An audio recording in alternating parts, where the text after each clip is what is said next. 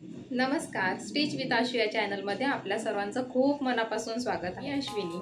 आजच्या या व्हिडिओमध्ये आपण एक छान डोहाळे जेवणाचा कार्यक्रमाचं ब्लाऊज आलेला आहे आपल्याकडे.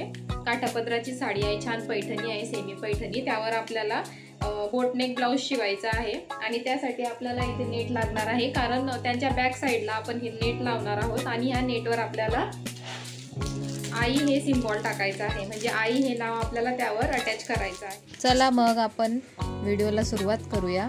सगळ्यात आधी आपण इथे अस्तर घेतलेला आहे आणि त्या अस्तरवरती किनारीवर मी एक स्ट्रेट लाईन ड्रॉ करत आहे.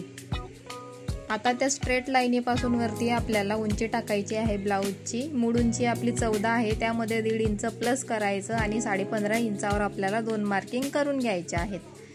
आता ही एक स्ट्रेट लाईन ड्रॉ करायची. आता ही लाईन जी आहे ही शोल्डरची लाईन आहे, तर त्यावर आपल्याला 7.25 इंच शोल्डर टाकायचा आहे. 2 ठिकाणी मार्किंग करायच्या शोल्डरच्या आणि ही एक स्ट्रेट लाईन ड्रॉ करून घ्यायची. आता ह्या स्ट्रेट लाईनीवरती आर्महोलची खोली टाकायची आहे. 7 इंचावरती मार्किंग करायची. ही पण 2 ठिकाणी करायची आहे आपल्याला आणि एक स्ट्रेट लाईन तिथून पुढे ड्रॉ करून घ्यायची.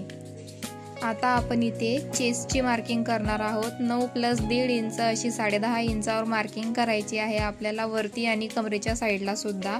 आता हे जे दोघं पॉइंट आहेत ते आपण एका स्ट्रेट लाईनीने जॉईन करून घेऊ.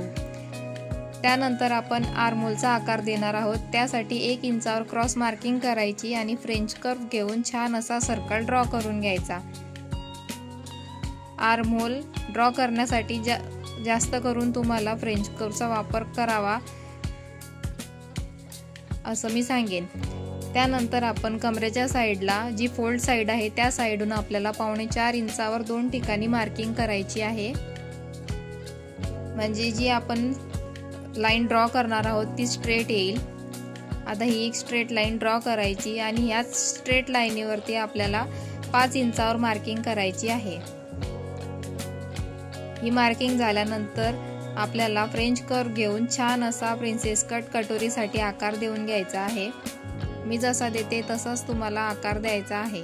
आता जी आपण लाईन ड्रॉ केली होती त्या लाईनीपासून समोर 2 इंचावर मार्किंग करायची 2 ठिकाणी आणि या ज्या 2 मार्किंग आहे या 1.25 इंचाची यांची उंची असली पाहिजे.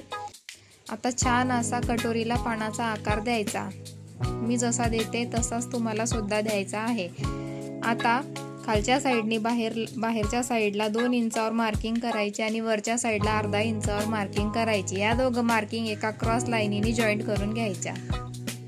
त्यानंतर आपल्याला बाहेरच्या साईडने 1/2 इंच वर मार्किंग करायची आहे आणि फोल्ड साईडने सुद्धा 1/2 इंच वर मार्किंग करायची आहे. आता ह्या दोघं मार्किंग क्रॉस अशा जॉईंट करून घ्यायच्या. इथे बघा ही ड्रॉइंग खालची कंप्लीट झालेली आहे. आता काक खोलीमध्ये जी लाईन आहे कटोरीची तिथून 1/2 इंचावर 2 मार्किंग करायच्या आजूबाजूनी आणि त्याच लाईनीवर ते 1.5 इंचावर एक मार्किंग करायची. आता ह्या ज्या वर 2 मार्किंग्स आहेत 1/2 इंचाच्या त्या या 1.5 इंचाच्या मार्किंगला आपल्याला जॉईन करायच्या आहे क्रॉसमध्ये. जसं व्हिडिओमध्ये दिसतंय त्याच प्रकारे तुम्हाला सुद्धा करून घ्यायच्या आहेत, त्यामुळे काक खोलीमध्ये चुन्या पडत नाही. आता इथे आपण आपला फ्रंट पार्ट कट करून घेत आहोत. व्यवस्थित ज्या बाहेरच्या मार्किंग आहेत त्यावर आधी कट करायचं. चारही साईडच्या ज्या बाहेरच्या मार्किंग्स आहेत त्या आपल्याला सगळ्यात आधी इथे कट करून घ्यायच्या आहेत. आता मेन पार्ट कट करायचे आहेत. क्रॉस मार्किंग कट करायच्या खालच्या दोघं. मग कटोरीच्या साईडला येऊन पहिली मार्किंग कट करायची. 1/2 इंचाचा हा जो टक्स आहे तो सुद्धा कट करायचा आणि हा 2 इंचाचा टक सुद्धा कट करायचा. इथे आपला हा फ्रंट पार्ट रेडी झालेला आहे, कटोरी आणि साईड पार्ट. आता बॅक पार्टची ड्राफ्टिंग बघूया. अस्तर घेऊन किनारीवरती एक स्ट्रेट लाईन ड्रॉ करायची आहे आपल्याला. त्या स्ट्रेट लाईनीपासून वरती उंची टाकायची आहे. बॅक पार्ट आहे त्यासाठी 14 + 1 इंच अशी 15 इंचावर 2 मार्किंग करायच्या आहेत आपल्याला इथे. या 2 मार्किंग झाल्यानंतर एक स्ट्रेट लाईन त्यावर ड्रॉ करून घ्यायची दोघं मार्किंगला. आता या स्ट्रेट लाईनीवरती 7.25 इंचावर आपल्याला शोल्डरची मार्किंग करायची आहे 2 ठिकाणी. ही सुद्धा एक स्ट्रेट लाईन ड्रॉ करून घ्यायची.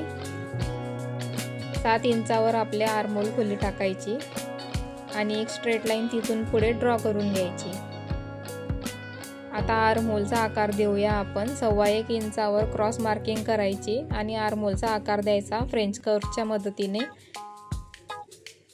फ्रेंच कर्व खूप कामाला येतो, त्यासाठी नक्की यूज करा. चेस्टची मार्किंग करूया. 10.5 इंचावर मार्किंग करायची वरच्या साईडला. कमरेच्या साईडला सुद्धा 10.5 इंचावर मार्किंग करायची आणि इथे एक स्ट्रेट लाईन ड्रॉ करून घ्यायची. आता कमरेच्या साईडला 1 इंच आतमध्ये मायनस करायचं आणि क्रॉस लाईन ड्रॉ करायची.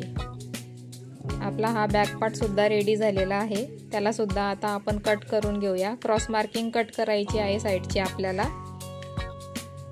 व्यवस्थित साईडच्या ज्या मार्किंग्स आहेत त्याच कट करायच्या. इथे बॅक पार्ट सुद्धा आपला कट करून रेडी झालेला आहे. स्लीव कट करून घेऊया. इथे मी फर्मा रेडी केलेला आहे, तोच फर्मा ठेवून आपण इथे कट करून घेऊया.